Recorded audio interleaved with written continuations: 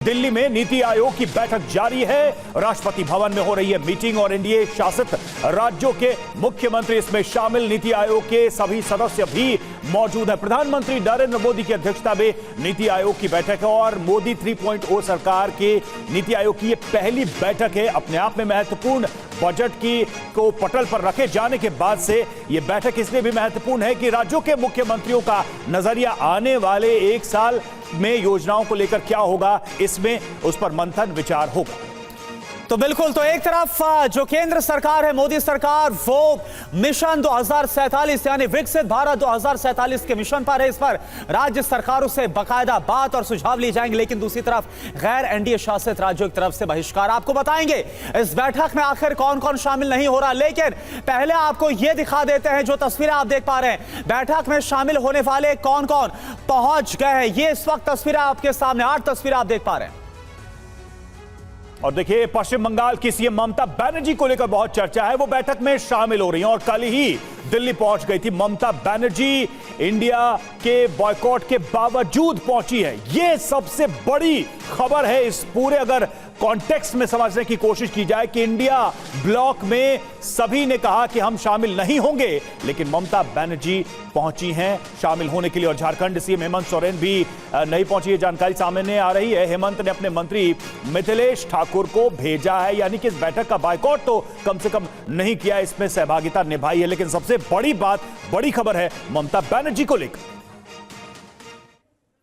और चलिए अब आपको बताते हैं कि ममता बनर्जी ने कल दिल्ली पहुंचने से पहले क्या कहा था, लेकिन आपको यह भी बता देते हैं कि इस बैठक में कौन कौन से जो नेता है वो शामिल हो रहे हैं, कौन कौन नहीं पहुंच रहा है। तो कौन कौन से सीएम यहां पर आ रहे हैं और कौन कौन नहीं पहुंच रहे हैं, आप जरा यहां पर देखिए। ये बिग वॉल पर पूरी जानकारी। पश्चिम बंगाल की अगर बात की जाए नीति आयोग की बैठक में कौन शामिल कौन नहीं, ममता बनर्जी की बात की जाए तो वो शामिल हो रही है, पहुंच चुकी, कल ही पहुंची दिल्ली। झारखंड की बात करें तो देखिए हेमंत सोरेन नहीं पहुंच रहे झारखंड के सीएम, लेकिन जो पेयजल स्वच्छता मंत्री हैं वो बाकायदा उनके प्रतिनिधि के तौर पर पहुंच रहे हैं। पूरी जानकारी अभी तक हमारे पास है, प्रतिनिधि की उनकी तरफ से भेजा गया। तमिलनाडु की अगर बात करें तो एमके स्टालिन इसमें शामिल नहीं हो रहे, बाइकॉट उनकी तरफ से किया गया है। बिल्कुल, तो देखिए बायकॉट की हम बात कर रहे थे। तेलंगाना की बात करते हैं। रेवंत रेड्डी कांग्रेस के मुख्यमंत्री, इन्होंने बायकॉट किया क्योंकि कांग्रेस ने स्टैंड साफ लिया है इसमें नीति आयोग की बैठक को लेकर। कर्नाटक सिद्धारमैया कांग्रेस के सीएम, बायकॉट किया उन्होंने, नहीं शामिल हो रहे हैं। हिमाचल प्रदेश के मुख्यमंत्री सुखविंदर सिंह सुक्खू, वो भी बायकॉट कर रहे हैं, यानी कांग्रेस के शासित राज्यों के मुख्यमंत्री ने बायकॉट किया। और देखिए, क्योंकि आम आदमी पार्टी ने भी यही स्टैंड लिया कि वो शामिल नहीं होंगे, तो पंजाब के सीएम भगवंत मान की बात की जाए, बायकॉट किया गया। केरल की बात करें, पिनराई विजयन, उनकी तरफ से बायकॉट किया गया सीपीएम की तरफ से।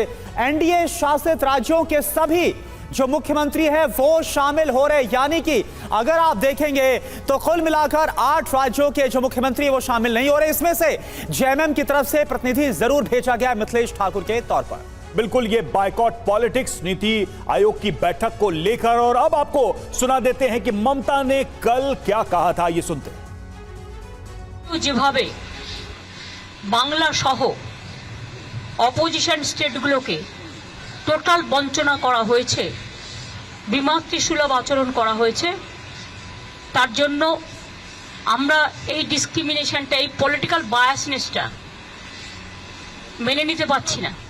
আমি মনে করি এই সিচুয়েশনে টু রেকর্ড আওয়ার ভয়েস, আমি জাস্ট যাচ্ছি, কিছুক্ষণ থাকবো, ভয়েস রেকর্ড করতে দিলে রেকর্ড করব, না হলে প্রতিবাদ করব, করে বেরিয়ে আসবো। तो देखिए ममता बनर्जी ने क्या कहा, कल दिल्ली पहुंची और इसके बाद उनका क्या स्टैंड रहा, यह हमने आपको दिखाया और सुनाया।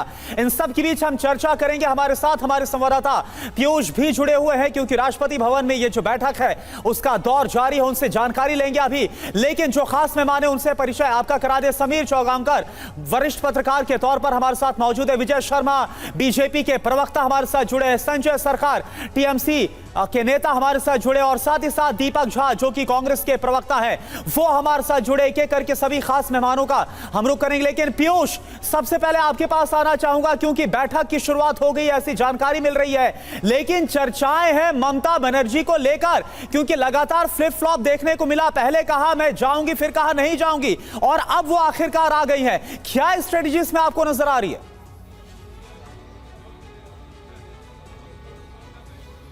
बिल्कुल, देखिए ममता बनर्जी से हम लोगों ने बात करने की कोशिश की, हालांकि उन्होंने अभी इस मामले पर कोई बात नहीं की। उन्होंने समय लिया है, बैठक के दौरान 2:45 बजे करीब वो बैठक में अपनी आपत्तियां दर्ज कराएंगी विपक्ष की ओर से कि बजट में जो विपक्ष के साथ भेदभाव हुआ है, उनका ये कहना है कि बजट में विपक्ष के लिए कोई नीतियां नहीं तय की गई हैं जहां पर विपक्ष शासित सरकारें हैं, और ऐसी स्थिति में केंद्र सरकार पर वो आपत्तियां दर्ज कराएंगी और इस बैठक से बेहतर कोई जगह नहीं है जहां पर आपत्तियां दर्ज कराई जा सकें।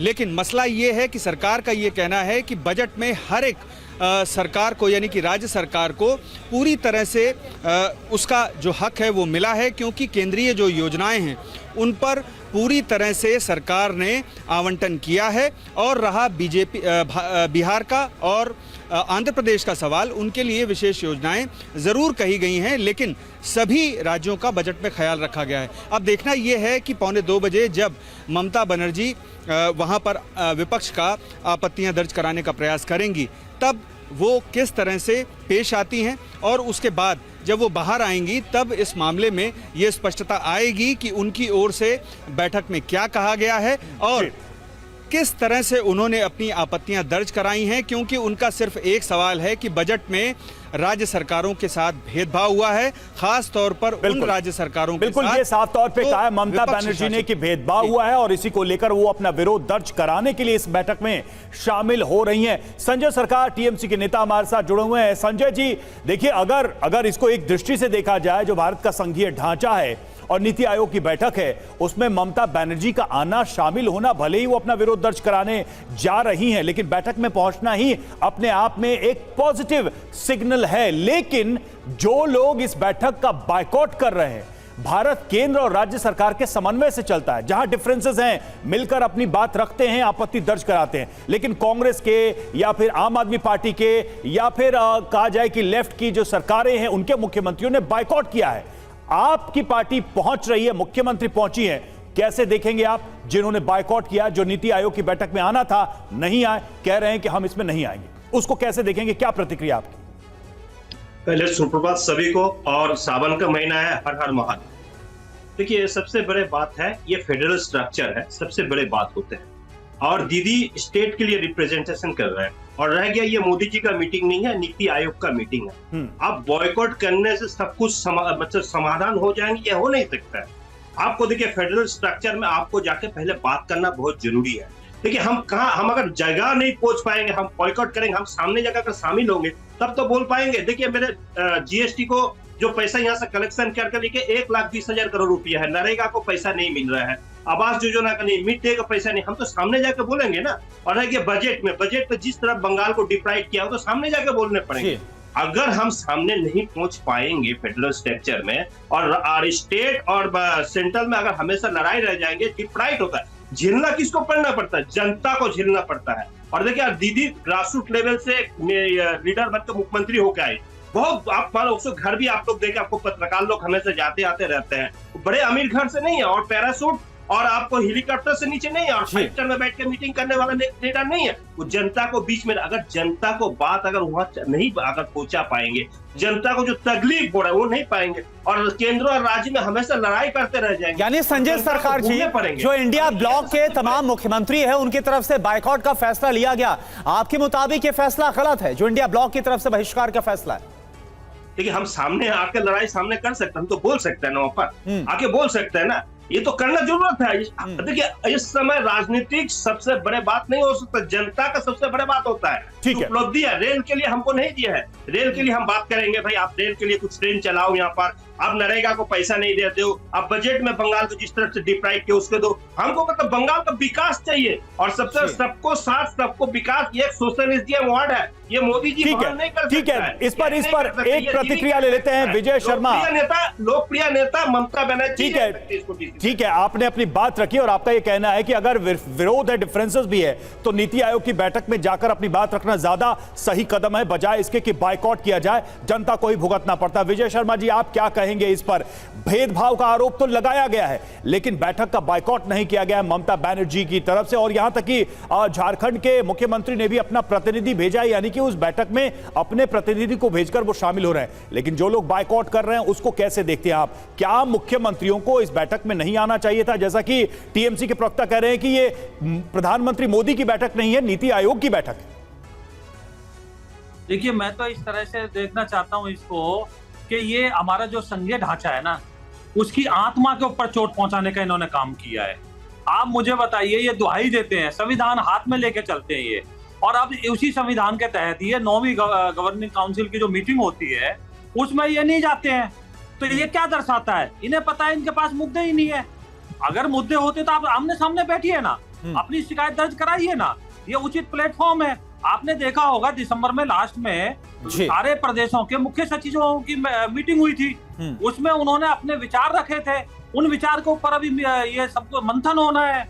2047 में कैसे देश को विकसित बनाए उसके ऊपर मंथन होना है। तो आपको प्रदेश की जनता ने चुना है और चुनने के बाद में आपके पास कुछ जिम्मेवारियां आई हैं और आप जिम्मेवारी से भाग के सड़क पे आते हो, टीवी के ऊपर बोलते हो, और जहां बोलने का प्लेटफॉर्म है उचित प्लेटफॉर्म। लेकिन विजय जी एक बड़ी बात भी यहां पर ममता बनर्जी ने कही है, एक बड़ी बात भी ममता बनर्जी ने कही। एक बहुत शॉर्ट आंसर इस पर आपसे चाहूंगा। उन्होंने तो नीति आयोग की बैठक में शामिल हो रही हैं, लेकिन उन्होंने नीति आयोग का विरोध कर दिया, बोले इसको खत्म करना चाहिए, एक बार फिर से प्लानिंग कमीशन, योजना आयोग को लाना चाहिए, क्योंकि नीति आयोग में सिर्फ बैठ के हो रही है, कोई काम नहीं हो रहा। ये ममता बनर्जी बोल रही है। देखिए, वो जो भी बोल रही है, वो सामने बैठ के अपना विरोध कराएं, बताएं, लिख के दें, ऑरली बोले। मीटिंग होती किस लिए? ये सारे जितने अपने, कोई भी अगर आपका कोई मुद्दा है तो सामने बैठ के वहां रखिए, विचार रखिए जो भी है कि भाई इसमें इससे बेहतर वो है, कैसे बेहतर है वो बताइए आप। ठीक है, तो वहां बहुमत से और ठीक है, इसका उत्तर लेंगे। कांग्रेस के प्रवक्ता भी हमारे साथ जुड़े हुए विजय जी, दीपक झा हमारे साथ जुड़े हुए हैं, उनसे हम उत्तर लेंगे, लेकिन उसके पहले कुछ अहम बातें आपके सामने, आप दर्शकों के सामने भी हम रखने जा रहे हैं। नीति आयोग का जो उसकी बैठक का बहिष्कार किया गया है और उसमें क्या क्या वजह बताई गई है, क्या क्या कारण बताए गए हैं, जल्दी से बिग बॉल के माध्यम से हम देख रहे हैं कि जो पार्टियों के द्वारा कारण बताए गए हैं वो क्या है। सबसे पहले संजय सिंह सांसद जो है आम आदमी पार्टी के, उन्होंने क्या कहा? नीति आयोग की बैठक में न नीति न योजना है, यानी कोई विजन नहीं है। उनका यह मानना है विपक्षी दलों की सरकार को बजट में कुछ नहीं मिला और इसी के विरोध में इस बैठक का बहिष्कार कर रहा है। अरविंद केजरीवाल की गिरफ्तारी का भी वो विरोध कर रहे हैं। इसके अलावा अगर तमिलनाडु के मुख्यमंत्री एम के स्टालिन की बात की जाए तो देखिए, बायकॉट किया गया, लेकिन क्या कहा गया? इंडिया को वोट देने वालों से बदले वाला ये जो बजट है, देखिए लगातार जो बजट है उसका जो आवंटन, इसको लेकर विरोध किया जा रहा है। बीजेपी का बहिष्कार करने वाले राज्यों से बदला लिया गया है। जो बजट अनाउंस किया गया, बीजेपी सरकार तमिलनाडु की उपेक्षा कर रही है, यह कह करके एम के स्टालिन ने भी विरोध किया है, बहिष्कार किया है। और अब सुनिए मुख्यमंत्री तेलंगाना रेवंत रेड्डी, उनकी तरफ से क्या कहा गया? राज्यों के अधिकारों को नुकसान पहुंचाया गया है, यह उनका तर्क है। इस पर राज्यों के हिस्से की राशि जारी नहीं की गई है, यह आरोप लगा रहे हैं। सीधे सीधे बजट को लेकर विरोध जताने के लिए बैठक का हमने बहिष्कार करने का फैसला लिया है। इसके अलावा अगर केरल के मुख्यमंत्री पिनराई विजयन की बात करें तो उनकी तरफ से भी बायकॉट किया गया, यानी सीपीएम सरकार की तरफ से भी जो बाकायदा बायकॉट है वो किया गया है। बिल्कुल, और ये सारे जो विरोध के स्वर हैं, ये नीति आयोग की बैठक को लेकर है या फिर इसमें कहीं कोई बड़ी राजनीति है, इस पर भी हम बात करेंगे। बजट में किसे क्या मिला ये भी गौर करना है, क्योंकि सारे आरोप इसी को लेकर हैं कि किसे क्या मिला, बजट में किसके हिस्से क्या आया। देखिए, राज्यों को जो रकम मिली है वो आंकड़ा हम आपके सामने रख रहे हैं। उत्तर प्रदेश की बात करें तो 2.23 लाख करोड़ एलोकेट किया गया है। बिहार की बात करें तो 1.25 लाख करोड़ मिला है। मध्य प्रदेश की बात करें 97,906 करोड़ मध्य प्रदेश को आवंटित किया गया है। पश्चिम बंगाल, ममता बनर्जी जिसका जिक्र कर रही है, 93,827 करोड़ रकम दी गई है पश्चिम बंगाल के लिए। महाराष्ट्र 78,700 और जम्मू कश्मीर 42,277 करोड़ मिला है जम्मू कश्मीर को। इस तरीके से राज्यवार हम आपको ये पूरी लिस्ट बता रहे हैं। अब देखिए, जो राज्य हैं जिनको बाढ़ प्रभावित माना गया है और उनको जो सहायता राशि दी गई है उसके लिए 11,500 करोड़ एलोकेट किया गया, जिसमें बिहार, उत्तराखंड, असम, हिमाचल और सिक्किम जैसे राज्य शामिल हैं जिनको बाढ़ से राहत के लिए यह बजट अलग से मुहैया कराया जा रहा है। ठीक है, और देखिए हमारे साथ दीपक झा है जो कि कांग्रेस के प्रवक्ता हैं। दीपक जी देखिए, ग्राफिक्स हम दिखा रहे हैं और हम बता रहे हैं कि आखिर किस किस और जो राज्य है उनको क्या मिला है। तो ऐसा नहीं बोल सकते कि आवंटन नहीं मिला है, भेदभाव नहीं किया गया। हाँ, आपका विरोध जो है वो विशेष पैकेज को लेकर है जो बिहार और आंध्र को दिया गया है। लेकिन सवाल यह भी है ना कि सरकार जब 2047 का एजेंडा लेकर चल रही, विकसित भारत की बात करी, तो सभी राज्यों की राय भी वहां बहुत जरूरी होती है। तो ये क्यों बायकॉट किया जा रहा है, क्यों आप लोग बहिष्कार कर रहे हैं फिर इसका? देखिए, हमारा विरोध इसलिए नहीं कि हमने मोदी जी ने बिहार को वोट दिया। बिहार को मोदी जी ने कुछ नहीं दिया। बिहार को मोदी जी ने क्या कहा था, जब आपको याद होगा 2-4 साल पहले जब बिहार में गए थे, कहते थे 1 लाख करोड़ दूं, 2 लाख करोड़ दूं। आपने भी देखा था किस तरीके से बिहार की अस्मिता का, बिहार के सम्मान का इन्होंने बोली लगा रहे थे मैदान में खड़े होकर मोदी जी। और आज क्या दिया है, तो खोदा पहाड़ निकले चुहिया वाली बात हो गई। तो 5 साल पहले किस रेशियो में मोदी जी बात कर रहे थे और आज किस रेशियो में बिहार को दिया है। तो बात इस बात पर नहीं कि क्या दिया है, बात यह है कि नरेंद्र मोदी जी सिर्फ और सिर्फ नाम बदलने में यकीन रखते हैं। योजना आयोग भी हिंदी का शुद्ध शब्द है और नीति आयोग भी। तो योजना शब्द से इनको तकलीफ क्या थी मुझे समझ में नहीं आता है। और योजना आयोग का जो अध्यक्ष होता है प्रधानमंत्री होता है। तो ये कहना कि संघीय ढांचे पे हमला हो रहा है, भाजपा की प्रवक्ताओं की नासमझी को और मूर्खता को प्रदर्शित करता है। बात है कि प्रधानमंत्री जी अपने हिसाब से फैसले लेते हैं, किसी की सुनते नहीं है। तो यहाँ पे ना जाना, इस बैठक में ना जाने का मकसद सिर्फ इतना है कि प्रधानमंत्री जी के उस अड़ियल रवैये को, उस अड़ियल रुख को एक स्पष्ट संदेश देना है, जिसमें कि आपकी तानाशाही, अगर आप जाके बोलेंगे ही नहीं तो प्रधानमंत्री सुनेंगे कैसे? बैठक पे, फोरम पे ही बोलेंगे ना, आप टीवी पे बोलेंगे अगर नीति आयोग के बारे में अपनी डिमांड मांगने के लिए, तो ये कैसे संभव है? टेक्निकली बताइए। हमारे मुख्यमंत्री ने प्रैक्टिकली अभी रेवंत रेड्डी जी मिलके गए थे प्रधानमंत्री जी। हम समय समय पे सारे मुख्यमंत्री मिलते हैं प्रधानमंत्री जी से, लेकिन प्रधानमंत्री जी का जो रवैया होता है वो ऐसा लगता है कि राजा मिल रहा है। समीर चौगाकर साहब, सवाल इसमें आपको क्या दिखाई दे रहा है? दीपक झा ने तो बहुत सारी बातें कह दी, उन्होंने योजना आयोग, नीति आयोग के नाम के भी डिबेट को भी वो लेकर आ गए। जो कारण बताया है उन्होंने, क्या आप उसको वैसे ही देखते हैं या कि ये कोई बायकॉट पॉलिटिक्स है जिसमें बड़ी ही महत्वपूर्ण बैठकों को भी बायकॉट करने का एक ट्रेंड शुरू किया गया है? और खासकर आप देख रहे हैं पार्टियां कौन कौन सी हैं, कांग्रेस, आम आदमी पार्टी और लेफ्ट की पार्टियों की सरकारें। देखिए, नीति आयोग, योजना आयोग को खत्म करके आपने नीति आयोग बना दिया। केंद्र सरकार का निर्णय था। राज्य सरकार और केंद्र सरकार मिलकर 2047 का विकसित भारत बना सकते हैं। अगर प्रधानमंत्री मोदी कह रहे हैं कि 2047 से भारत को विकसित बनाना है, तो इसमें राज्यों की भी बड़ी भूमिका होगी। और मैं तो आपको उदाहरण देना चाहता हूं, जब प्रधानमंत्री नरेंद्र मोदी गुजरात के मुख्यमंत्री थे, जब भी मनमोहन सिंह ने बैठक के लिए बुलाया मुख्यमंत्री को, नरेंद्र मोदी हमेशा गुजरात का पक्ष रखने के लिए आए। नरेंद्र मोदी ने मुख्यमंत्री रहते कभी बायकॉट नहीं किया कि मैं प्रधानमंत्री की बैठक का बायकॉट करूंगा। उनके साथ जो अन्याय हुआ, उन्हें जो लगता था वो बैठक में कहते थे। आपको जनता ने चुनकर दिया, आपकी जनता ने क्यों चुना है कि आप अपने राज्य के हित की बात करें? आपके राज्य के साथ आपको लगता है कि कोई गलत हो रहा है, आपके साथ भेदभाव हो रहा है, तो आप देश के प्रधानमंत्री के पास ही जाएंगे ना, आप वित्त मंत्रालय के पास ही जाएंगे ना, वित्त मंत्री पास मुझे बजट अलॉट कीजिए। आप जब बैठक में नहीं जाएंगे, अपनी बात नहीं रखेंगे, तो कैसे पता पड़ेगा केंद्र सरकार को कि आपके साथ क्या भेदभाव हुआ, आप क्या कहना चाहते हैं? आप प्रधानमंत्री से मिलना नहीं चाहते, आप नीति आयोग की बैठक में नहीं जाना चाहते, और आप कहते हो कि हमारे साथ भेदभाव हो रहा है। मुझे लग रहा है कि ये सामंजस्य की कमी है, और विपक्ष के नेताओं को ये समझना चाहिए कि आप देश के, आप राज्य के चुने हुए मुख्यमंत्री है। जनता ने आपके राज्य के विकास के लिए आपको मुख्यमंत्री बनाया है। केंद्र की बुलाई बैठक का बायकॉट करने के लिए नहीं बुलाया है। आपको अगर कोई सहमति नहीं है, आप बैठक में निश्चित रूप से अपना पक्ष रखिए। ममता बनर्जी बैठक में गई है, ममता बनर्जी वहां अपनी बात रखेगी कि बंगाल को क्या चाहिए तो क्या नहीं मिला, और कौन सा उनका पैसा बकाया जो देना चाहिए। प्रधानमंत्री सुनेंगे इसके ऊपर और निर्णय लेंगे। तो मुझे लग रहा है सिर्फ बायकॉट करके भाग जाना जनता के वोटों के साथ धोखा है, जनता के मताधिकार के साथ आप धोखा कर रहे हो, प्रदेश की जनता को आप निराश कर रहे हो। और जो जिस काम के लिए जनता ने आपको चुन को दिया है कि आप अपने प्रदेश को विकसित प्रदेश बनाएंगे, आप सिर्फ प्रधानमंत्री मोदी क्योंकि इसकी अध्यक्षता कर रहे हैं, आप उसका दूरी बनाकर एक पार्टी के रूप में प्रधानमंत्री मोदी को देखकर प्रदेश की जनता का अपमान कर रहे हैं। यह नहीं करना चाहिए। आप बैठक में जाइए, अपनी बात रखिए और बाहर आके बताइए आप मीडिया को कि मैंने बैठक के अंदर ये बात प्रधानमंत्री के सामने रखी है, हमारे साथ ये अन्याय हो रहा है। ठीक है, इसने आपसे कहा है रोकने के लिए, लेकिन आप बैठक में भी नहीं जाएंगे और आप कहेंगे कि मुझे घर आकर सब मिले, यह संभव नहीं है। ठीक है, एक बड़ी बात आपने समीर जी यहां पर कही है कि इस बैठक का बायकॉट करने से सिर्फ और सिर्फ जो केंद्र और राज्य सरकार उनके बीच में सामंजस्य यानी कि कोऑर्डिनेशन की कमी नजर आती है। और ममता बनर्जी ने भी इंडिया ब्लॉक को लेकर यह बयान दिया था दिल्ली पहुंचने के बाद। इस पर भी आपसे बात करें क्योंकि ममता बनर्जी क्या स्ट्रेटेजी है वो भी बहुत अहम हो जाता है। लेकिन इन सब की पीयूष आपके पास आने वाला हूं मैं, लेकिन इस बैठक के बायकॉट को लेकर आम आदमी पार्टी ने क्या कहा था और बीजेपी ने कैसे इसका जवाब दिया था, आपको पहले यह सुना देते हैं। जब विपक्षी राज्यों के लिए कोई नीति नहीं है, कोई योजना नहीं है, कोई बजट नहीं है, तो नीति आयोग की बैठक की औपचारिकता पूरी करने का कोई मतलब नहीं प्रधानमंत्री जी को। और इसलिए जिस तरह से उन्होंने दिल्ली को, पंजाब को या दक्षिण के राज्यों को या जो भी विपक्षी राज्य हैं, झारखंड भी उसमें शामिल है, जिस तरह से बंगाल है, उनके साथ जिस तरह से भेदभाव किया है, सौतेला व्यवहार किया है, उसको लेके ये फैसला लिया गया है कि हमारी जो राज्य सरकारें हैं और उनके जो मुख्यमंत्री हैं वो इसका बहिष्कार करेंगे।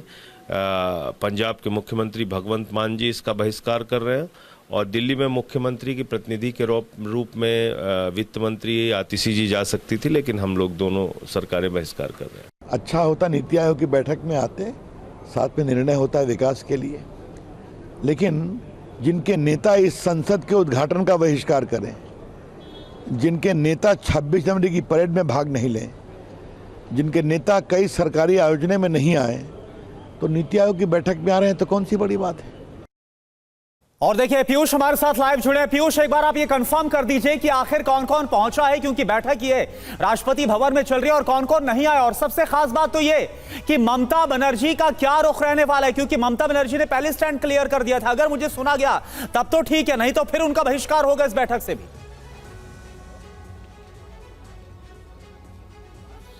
बिल्कुल, देखिए यहाँ पर जो मुख्यमंत्री नहीं शामिल हुए हैं उसमें तमिलनाडु, हिमाचल, कर्नाटक, तेलंगाना, पंजाब, केरल, पुडुचेरी के जो मुख्यमंत्री हैं वो नहीं शामिल हो पाए हैं।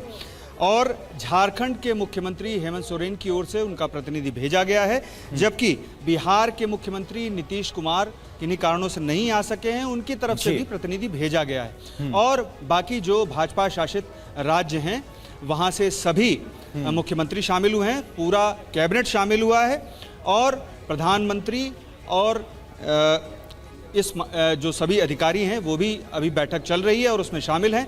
जो ममता बनर्जी ने अपना समय रखा है आपत्ति दर्ज कराने का, वो 1:45 बजे का है। अब देखना ये है कि वो किस तरह से योजना आयोग से नीति आयोग बनाने को लेकर के अपनी बात रखती हैं, क्योंकि जब जनवरी 2015 में नीति आयोग का गठन किया गया उसके बाद से लगातार कई मौकों पर यह देखा गया है कि विभिन्न राज्यों के मुख्यमंत्री इस जो गवर्निंग काउंसिल की बैठक होती है उसमें नहीं शामिल हुए। पहली बैठक से लेकर के अब तक 9वीं बैठक तक कई बार ये देखा गया है। और अगर आप प्रोटेस्ट की बात करते हैं तो प्रोटेस्ट करने के कई तरीके हो सकते हैं, लेकिन इस मामले में बहिष्कार को सीधे तौर पर सत्ता पक्ष की ओर से लगातार नकारा गया है। और ममता बनर्जी यहां पर अपनी आपत्ति दर्ज कराने के लिए पहुंची है सरकार जी, उनके राज्य के साथ क्या भेदभाव हुआ है बजट में। बिल्कुल, भेदभाव वाली जो बात आपने कही है, और खासकर साथ क्या भेदभाव, पीयूष, खासकर जो टीएमसी के नेता की तरफ से, मुख्यमंत्री की तरफ से बैठक में शामिल होने के बावजूद इस स्टैंड को बार बार रखा गया कि भेदभाव। संजय सरकार जी, भेदभाव कैसा? मतलब अगर बिहार को या आंध्र प्रदेश को विशेष पैकेज मिला है जिसका वादा किया गया था और वाकई में बिहार जैसे राज्यों को जरूरत है, तो आपको क्यों लगता है कि भेदभाव तब, जबकि मध्य प्रदेश को या गुजरात को या फिर छत्तीसगढ़ को या फिर राजस्थान को जो कि बीजेपी शासित है, उनको भी ऐसा कोई विशेष पैकेज नहीं मिला? उनको भी वही बजट में एलोकेशन है जो रेगुलर उनके डेवलपमेंट और गवर्नेंस के काम के लिए जरूरी है, जैसा कि पश्चिम बंगाल के लिए। तो फिर यह भेदभाव का लॉजिक कैसे काम कर रहा है संजय सरकार जी? देखिए, सबसे बड़े बात क्या है, देखिए अभी हम नौजवान जो है यहाँ पर बेरोजगार के ऊपर सबसे ज्यादा हम लोग महत्व, लेकिन इसके अलावा भी देखिए जैसे बाढ़ पीड़ित इलाका होता है, जहां पर बारिश नहीं होता, जहां पर अनाज नहीं है तो फसल नहीं होता है, उसके लिए बजट में बंगाल के लिए कुछ भी बात नहीं है। बाढ़ में कितना आदमी को हानि होता है आपको भी जानकारी है, जैसे north Bengal side, south Bengal side, ऐसे कुछ बहुत सारे इलाका रहता है। उसके अलावा डीवीसी कभी भी अपना मर्जी से पानी छोड़ देता है। मैं आपको भेदभाव के बारे बात बता रहा हूँ। रह गया क्या है, मैं माफी चाहूंगा, इसमें एक लाइन, इसमें एक पॉलिटिकल लाइन दी गई है ये कि बीजेपी शासित राज्यों और गैर बीजेपी राज्यों, ऐसे भेदभाव किया जा रहा है। जबकि मैंने जो नाम बताया वो राज्य जहां पर ऐसा कोई विशेष पैकेज नहीं मिला वो भी बीजेपी शासित राज्य ही हैं, बड़े राज्य हैं, और उनकी बड़ी भूमिका रही है। जो रेगुलर बजट होता है वही एलोकेट किया गया। तो उस लाइन पर आपका क्या कहना है कि पार्टी की सत्ता देख के यह भेदभाव किया जा रहा है? देखिए, एक चीज आपको हकीकत, बिहार में आबादी कितना है उसके हिसाब से आप देखिए, सोचिए। आप देखिए आंध्र में आबादी कितना, उसके हिसाब से आप देखिए भेदभाव हुआ कि नहीं है। रह गया विकास का मुद्दा में बहुत सारे जो चीज है, जैसे आपको इंडस्ट्रियल पॉलिसी है, इसमें बहुत सारा तकलीफी है जिसका में इंडस्ट्रियलिस्ट यहाँ पर इंडस्ट्रीज करने के लिए दिक्कत होता है। सेंट्रल से परमिशन, ग्रीन ट्राइब्यूनल है, इसमें बहुत सारे प्रॉब्लम है। एफडीआई मैटर है, एफडीआई मैटर में स्टेट और सेंट्रल से परमिशन नहीं होने से स्टेट कुछ नहीं कर सकता है। तो ये सब मैटर तो हम वहां पर जाकर उठाएंगे ना, उठाने के बाद में बोलेंगे। आप जिस तरफ से इसको अच्छा, समीर चौगागर जी आपकी बात का कुछ काउंटर देना चाहते हैं। समीर जी, प्रधानमंत्री मोदी ने जब 2014 के बाद इतनी केंद्रीय योजनाएं लागू की, बिहार ने कई योजनाओं को स्वीकार नहीं किया। आप आयुष्मान योजना लागू नहीं करते, आप प्रधानमंत्री आवास योजना लागू नहीं करते, लागू करते तो ऐसे है कि जो उसकी योग्यता नहीं रखते आप उन्हें मकान दे देते हो। आपसे बार बार कहा जाता है कि जो केंद्र से बजट जाता है, जिस काम के लिए दिया जा रहा है आप उसके अंदर इस्तेमाल करें, आप उसमें उस बजट का पूरा इस्तेमाल नहीं करते हो। करप्शन होता है, नेता भ्रष्टाचार में गिरफ्तार हो रहे हैं, आपके आके करोड़ों रुपया मिल रहा है, केंद्र का भेजे हुए पैसों से आप करप्शन कर रहे हो, योजनाओं में लागू नहीं कर रहे हो, तो केंद्र आपसे हिसाब पूछेगा ना कि हम जिस योजना के लिए पैसा भेज रहे हैं आप उस योजना में पैसा क्यों नहीं खर्च कर रहे हो। आप कहते हो हमें पैसा चाहिए, केंद्र पैसा देते आप इस्तेमाल नहीं करते। केंद्र योजनाएं आपके राज्य के लिए बनाती है, आप कहते हैं कि ये मोदी की योजना है या बीजेपी की योजना है, हम आयुष्मान योजना लागू नहीं करेंगे। तो आप अपने प्रदेश की जनता को इतनी बेहतर योजना से क्यों वंचित कर रहे हो? आप लागू कीजिए, जिस काम के लिए बजट आ रहा है उस काम में बजट खर्च कीजिए। देखिए समीर जी, आपको राजनीतिक दृष्टिकोण से आपको बहुत ही अभाव है, बहुत जानकारी, डेप्थनेस नहीं है आपको। अगर बंगाल में अगर डेवलप नहीं करते थे तो हम इतना सीट 42 में 29 सीट जीत के नहीं आ सकते थे। एक नंबर बात। दूसरे नंबर बात, आवास योजना जिस तरह से गरीब को दिया गया, आपको शायद मालूम नहीं, आप 1500 किलोमीटर दूर से बैठ के आपको कुछ दिखाई नहीं देंगे।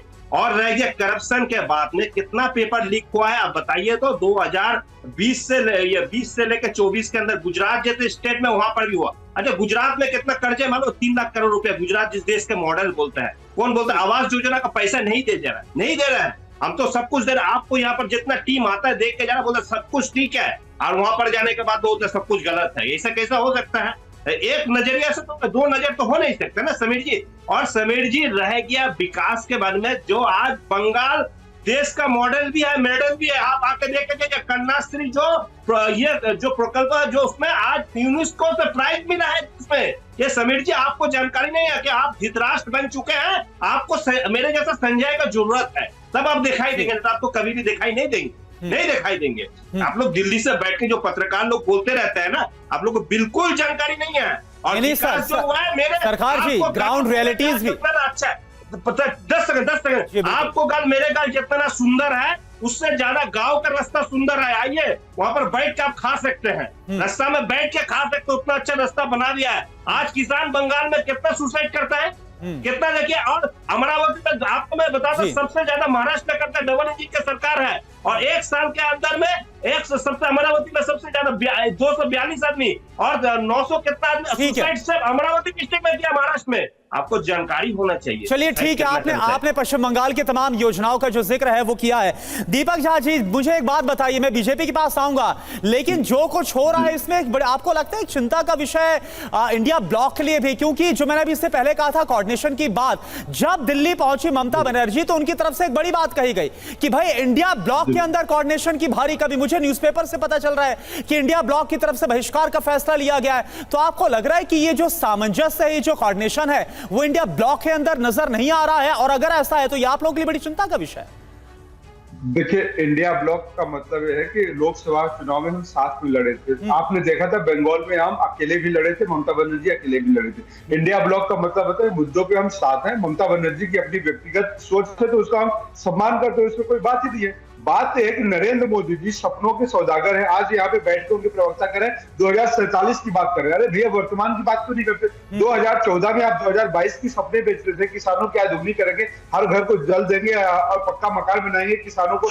आज व्यवस्था क्या करते हैं इस देश में, आप हालात क्या है इस देश में, आप समझ सकते हैं इस बात को। आज 2024 की बात करते हैं, आपने कहा था कि हम एमएसएमई का सेक्टर का हाल जान लें अब क्या है। चाइना के साथ आपका व्यापार कितना बढ़ा दिया है, $100 अरब से ज्यादा बढ़ गया है। अरे साहब, तो यही बातें आप बैठक में जाके क्यों नहीं कहते? यही तो मेरा सवाल है। सरकार को, मोदी जी को ये कौन बताएगा? विपक्ष के नेता राहुल गांधी, विपक्ष की बड़ी पार्टी कांग्रेस, आप नहीं बताएंगे तो कौन बताएगा? किससे उम्मीद कर रहे हैं आप? रवि जी, मोदी जी कोई वो तो धृतराष्ट्र तो है नहीं कि उनको पता नहीं, उनको पता है। मोदी अरे आप अपनी जिम्मेदारी की बात करिए ना। आपकी जिम्मेदारी है फोरम पे इस बात को रखना और मजबूती से रखना, यही सवाल तो है। बोलने दीजिए सर, बोलने दीजिए। मोदी जी ने क्या कहा था कि हम 24 करोड़ बच्चों को ट्रेनिंग देंगे, 2024 तक दे देंगे, लेकिन अभी तक के हालात क्या है? डेटा के सिर्फ 1 करोड़ 37 लाख को स्किल ट्रेनिंग दिया गया है। तो जो जुमलेबाजी हम तो सड़क। ठीक है दीपक जी, आप आपके हिसाब से जो आप ग्राउंड रियलिटीज आप अपने हिसाब से बता रहे हैं, कम से कम जो आपकी रिसर्च है, ग्राउंड रियलिटी, जो कुछ आप देख रहे हैं, आप जाइए, आपके मुख्यमंत्री जाए और बाकायदा वहां पर जाकर चीजें बताए, सुझाव साझा करे। यही तो मकसद है। और 9वीं गवर्निंग काउंसिल की बैठक आज हो रही है, आएंगे आपके पास एक बार फिर से। लेकिन नीति आयोग की बैठक का एजेंडा क्या है ये एक बार आप देख लीजिए। विकसित भारत एट 2047, 2047 तक विकसित भारत दस्तावेज पर बाकायदा चर्चा, पेयजल की पहुंच, मात्रा और गुणवत्ता, बिजली की गुणवत्ता, ये तमाम जो मसले हैं वो आज उठाए जा रहे हैं, इन पर चर्चा होनी है। वहीं बिजली की गुणवत्ता और एफिशिएंसी और विश्वसनीयता, ये महत्वपूर्ण मुद्दा होगा। स्वास्थ्य की पहुंच, सामर्थ्य और देखभाल की गुणवत्ता यानी हेल्थ भी एक बड़ा विषय होगा इसमें। स्कूली शिक्षा की पहुंच और गुणवत्ता यानी रीच एंड उसकी क्वालिटी एजुकेशन की, उस पर भी चर्चा होनी है। यह भी एजेंडा है नीति आयोग की बैठक का। भूमि और संपत्ति की पहुंच, रजिस्ट्री और डिजिटाइजेशन, ये सारे बिंदु शामिल हैं इस एजेंडे में। और साथ ही आपको बैठक में शामिल एनडीए शासित महाराष्ट्र और मध्य प्रदेश राज्यों के मुख्यमंत्रियों के बयान भी सुना देते हैं। आज नीति आयोग की बैठक में विकसित भारत 2047 के विषय पर आदरणीय प्रधानमंत्री नरेंद्र मोदी जी के अध्यक्षता पे चर्चा होगी। महाराष्ट्र के विकास के बारे में भी चर्चा होगी, केंद्र सरकार के सहयोग के बारे में चर्चा होगी और 2047 में विकसित भारत बनाने के लिए, देश को आर्थिक महासत्ता बनाने के लिए जो सपना आदरणीय मोदी जी ने लिया है, उसको पूरक हमारा महाराष्ट्र राज्य काम कर रहा है। मुझे इस बात की प्रसन्नता है, यशस्वी प्रधानमंत्री के नेतृत्व में नीति आयोग की बैठक होने जा रही, मैं स्वयं उसमें शामिल होने जा रहा हूँ। और जैसा कि हमने सबने देखा कि यशस्वी प्रधानमंत्री के नेतृत्व में जिस प्रकार से पूरे देश पे ध्यान दिया जा रहा, दुनिया में भारत की इज्जत बढ़ी है। मध्य प्रदेश भी कदम से कदम मिला करके बढ़ना चाहता है। इसी कारण से मैं स्वयं भी मध्य प्रदेश की ओर से आज इस बैठक में शामिल हो रहा हूँ। और हमारे कई सारे अलग अलग प्रकार के नवाचार भी है, कई काम हमारी सरकार ने किए भी हैं, कई करने की संभावना भी है। उम्मीद करते हैं कि माननीय प्रधानमंत्री के नेतृत्व में सभी कामों में सफलतापूर्वक आगे बढ़ेंगे।